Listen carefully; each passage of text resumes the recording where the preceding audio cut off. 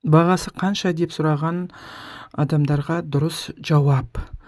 Егер де 30 капсула бір айға пробный алам дейтін болса, қымбатқа ұрынып қалмасын. Өйткені мынандай интернет-магазин ашылады, соның ішінде бізде 30 капсула заказ жасауға болады. Осының бағалары бар.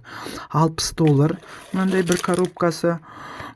Ішінде мынандай 15-15-тен 30 штук болады. $60 тұрады осы 30 штугымыз, плюс $17 доставка, плюс $20 магазин ашылады бір-ақ рет өмірде. $97 болады барлығы. Оны теңгеге ауыстырсақ 45-46 мың теңге болады. 30 капсулаға бөлгенде бір капсуламыз, мынандай бір капсуламыз, бір күндік тамағымыз 1,5 мыңға айналады. Ол бізге қымбат. Енді арзанырақ жолын көрсетейін. Міне 93 коробка, мынандайдың 3 коробкасы әрқайсында 30-дан 90 штук. Осы коробканы заказ қылғанда бізге арзанырақ түседі. $110, плюс $17 доставка, и плюс $20 магазин ашылады. $147.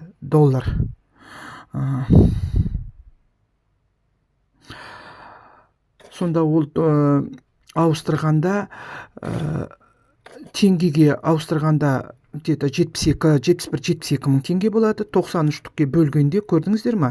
2 есе арзан түседі. Бір капсуламыз 800 теңгеден айналады. Егер 90 штук заказ қылса, егер де 30 штугын алам дейтін болса, өзіміздің адамдар боға 1000 теңгеден береміз, 30 мыңға, 45 мыңға заказ жасамай, 30 мыңда өзіміздің ортам алған пакетімізден бір пакетін пробныйға беруге болады 1000 теңгеден. Егер ол кісі 90 штук сразу 3 айға заказ қылатын болса, ол 71-72 мың болады, өзіне тиімді болады. Осыны дұрыстап жауап беріңіздер, достар. Хорошо? Интернет-магазиннен ашып, соның ішіндегі дұрыс пайда жағын көрсетіңдер.